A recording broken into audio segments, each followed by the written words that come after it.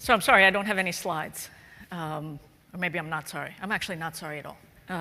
But I don't do slides. But thanks very much. It's a privilege to address this audience of technical experts and professionals in a field that all of us are talking about. And actually, none of us know what we're talking about, except you. And in this respect, cybersecurity has a lot in common with homeland security. Everybody's heard of it. Not everybody knows what it means. I thought I would talk to you a little bit today, broaden the lens, and talk about how the non-technical community, the community that I come from, is coming to grips with the cyber revolution and the challenges of securing one's identity and one's information when you're online. And we are all online. And I want to issue a challenge of my own. I want to challenge us all to join together to create the world's largest secure cyber economy. To do this, we're going to need clear vision, excellent people, and thoughtful leadership. And I want to talk about each of these things. I'm part of a larger community with the Council on Cybersecurity that's committed to best practice. Our motto is to make best practice common practice. And for the Canadian in the room, les bonnes pratiques seront la norme. Why are we determined to do this? We're determined to do this because we are so reliant online. And you learn a lot about reliance, as I have when I served in the military. I joined the military more than a long time ago. Yeah, I was an Army officer. Any Army in the room? Who? Raising your hand so politely. Canada leads the way. I'm a former signal officer. I was actually a female signal officer in an infantry brigade 35 years ago. What's your definition of hard? Let me set some context for you about how people in my world, executives, board directors, shareholders, customers, are looking at the job that you do. Really, it's the 6.99 billion people on the planet who don't understand it. And I'm going to try and lay it out for you in the way that we have been hearing it in the Council on Cybersecurity over the past 18 months. But first, why has it become so important? We know that we're all reliant on the internet and how much of our lives depend on cyberspace. In our house alone, my husband, my youngest daughter, and I, we have 3 desktop computers, 3 laptops, 5 mobile phones, 4 Apple TVs, 3 GPS devices, 3 iPads, 5 e-readers, what's up with that? 1 pair of Google glasses, uncounted iPods, and 3 smart cars. And yes, what does that tell you? I will be filing my order for 6+ Friday. When I travel, I usually have 2 computers, 2 MiFis, 3 phones, an iPod, and 5 portable chargers. My phone is never out of my sight. It's really usually never out of my hand. It's my newspaper, my desktop, my inbox, my magazines, my camera, my dictionary, my translator, my photo album, the filing system, my radio, and the latest book I'm reading. And I'm not alone. We're all like this out here. In 1995, how many users were there on the internet? 16 million. How many are there today?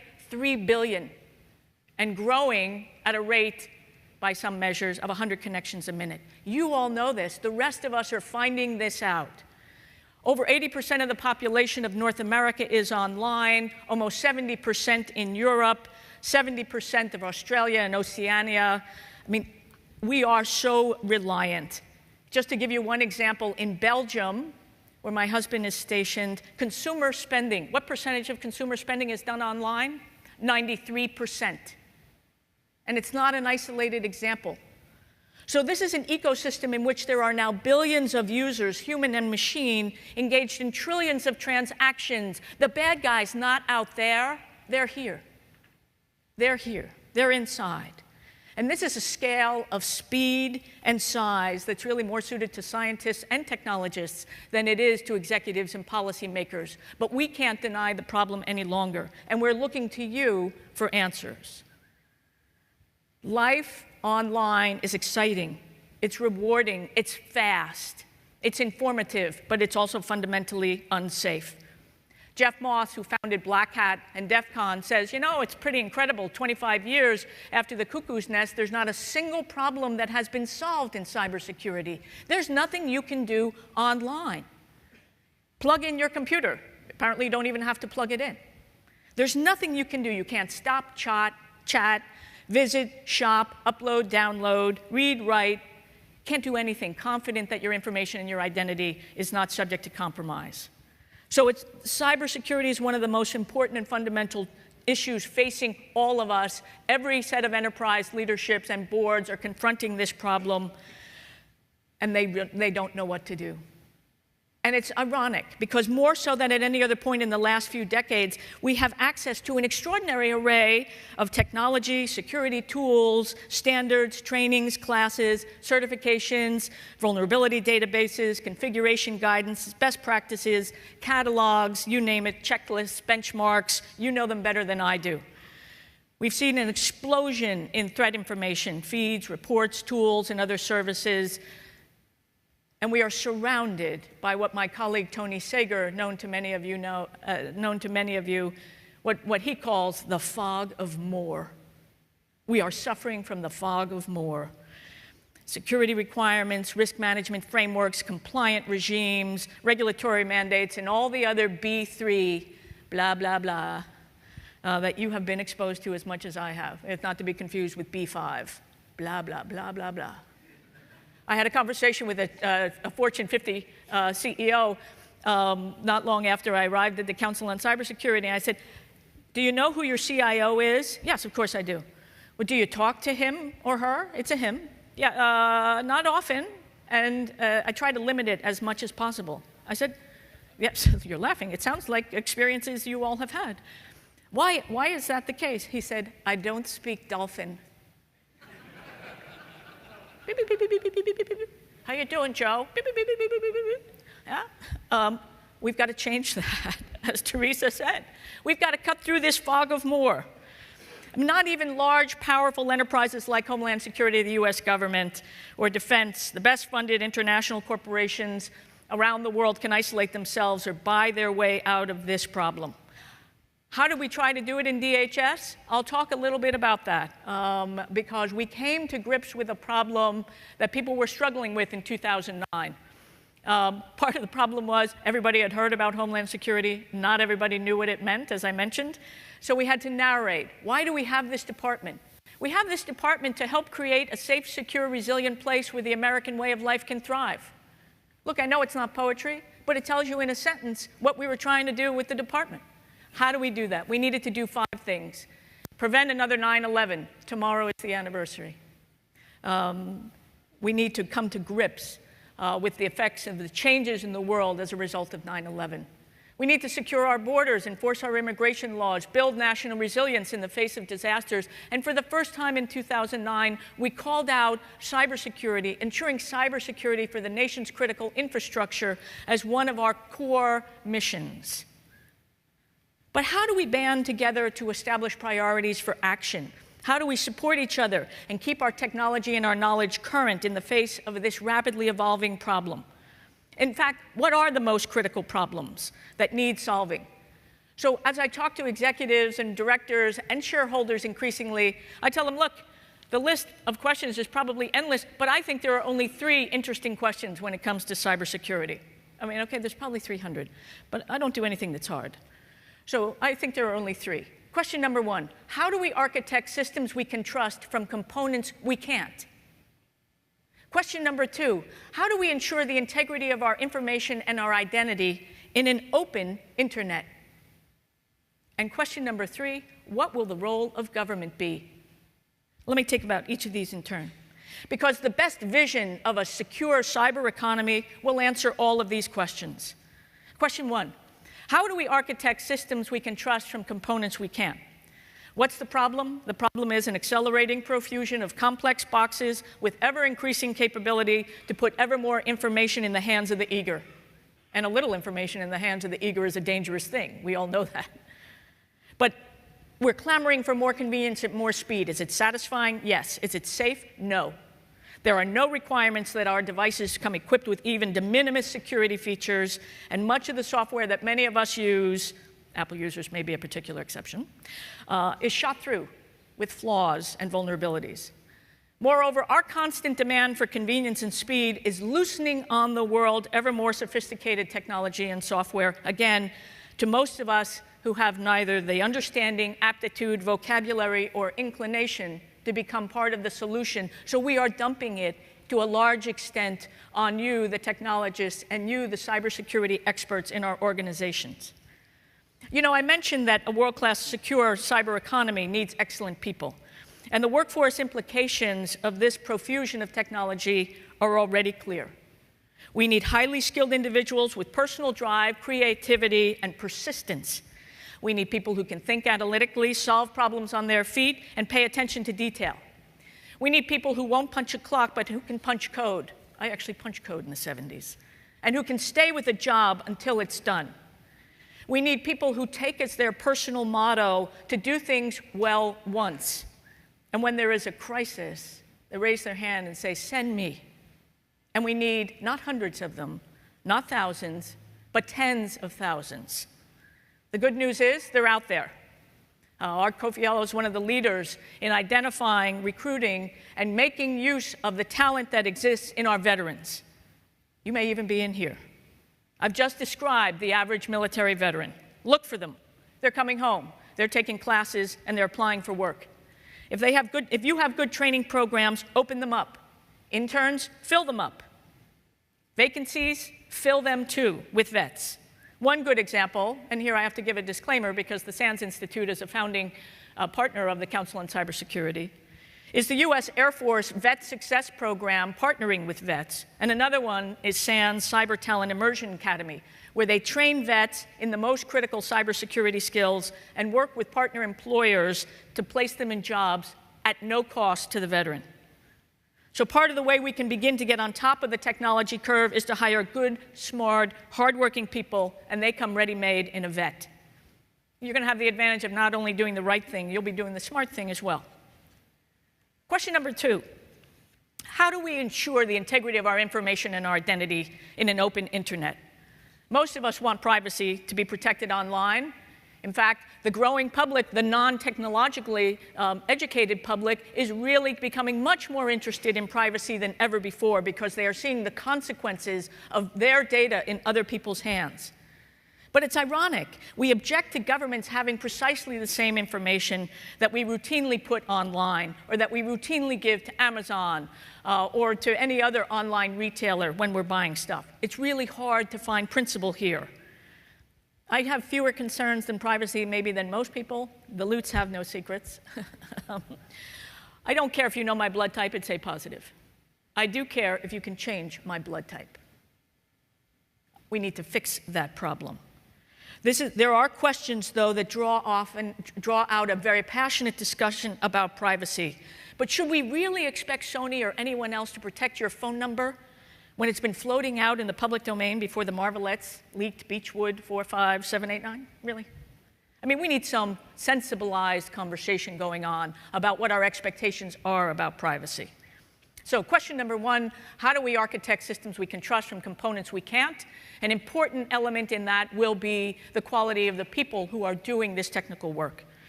Question 2, how do we maintain the integrity of our information and our identities in an open internet? And question number 3, what will the role of government be? Government's coming into this space. Homeland Security, as I mentioned, in 2009, we called out for the first time that our core mission in helping to create a safe, secure, resilient place where the American way of life can thrive would be ensuring the cybersecurity of the nation's critical infrastructure. It was a wake-up call for all of us. And we, too, in Homeland Security, had to look at our people. We had a blue ribbon panel come in, chaired by Alan Paller and Jeff Moss, Nicole Seligman from Sony, Joe Sullivan from Facebook were on the panel, a number of other distinguished people from across industry, because we knew in government we couldn't solve this problem by ourselves. And they came up with 11 recommendations. That's a big number in government. 11, not 10, not 12, 11.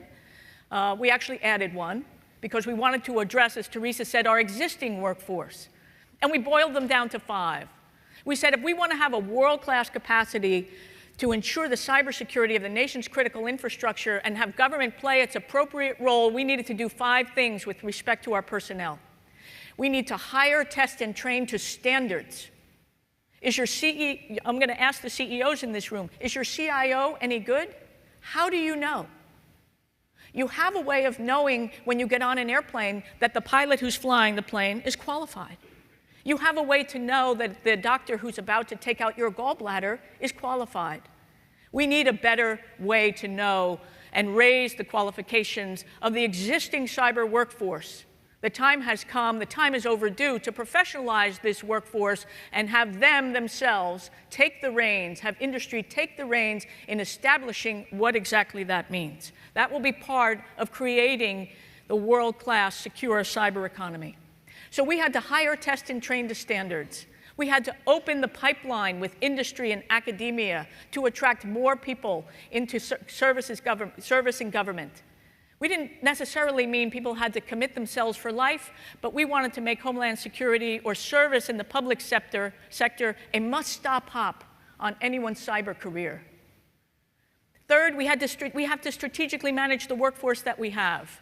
Fourth, we needed to overhaul our procurement and contracting because, quite frankly, it was no good to buy services that were not at the standard that we were trying to create within our workforce itself. And fifth, we needed to create the capacity to swarm because, as you saw in the tape that Teresa showed, when problems happen in cyber, they happen big and they happen fast. So how do we solve the problems that I laid out? How do we architect secure systems from components we can't trust? Trust is a word that people use all the time in cybersecurity, and it's one that we spend a lot of time with.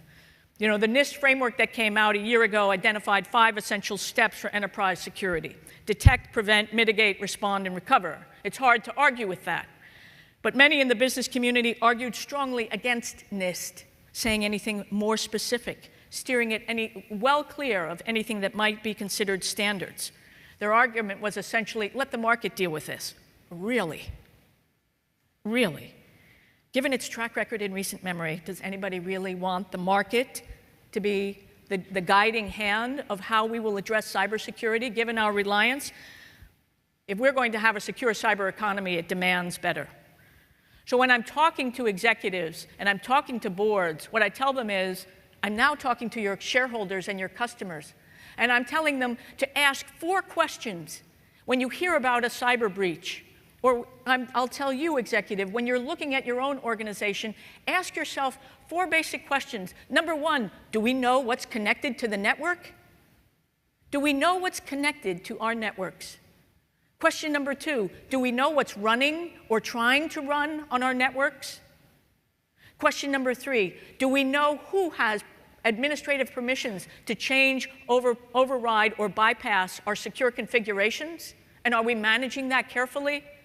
And question number 4, do we have an automated system in place that alerts us to trouble on our networks so we can patch it in timely ways? These really represent the minimum standard of due care that every enterprise and every organization should be practicing when it comes to handling data and handling our system, our information, and our identities online. In fact, I think you can tell a lot about the overall efficacy of an organization simply by looking at its cybersecurity posture. It will tell you how well they're protecting their IP. It will tell you something about the robustness of their IT systems on which they rely to deliver value. And it will tell you something about their compliance. Well, where will leadership come from? Because no single technique, no matter how sophisticated, can do all that needs doing, and all that needs doing can't be done alone. To build a secure cyber economy, world-class, the largest in the world, we can do this. We need a vision. We need excellent people, and we need leadership. We have to begin by leading ourselves.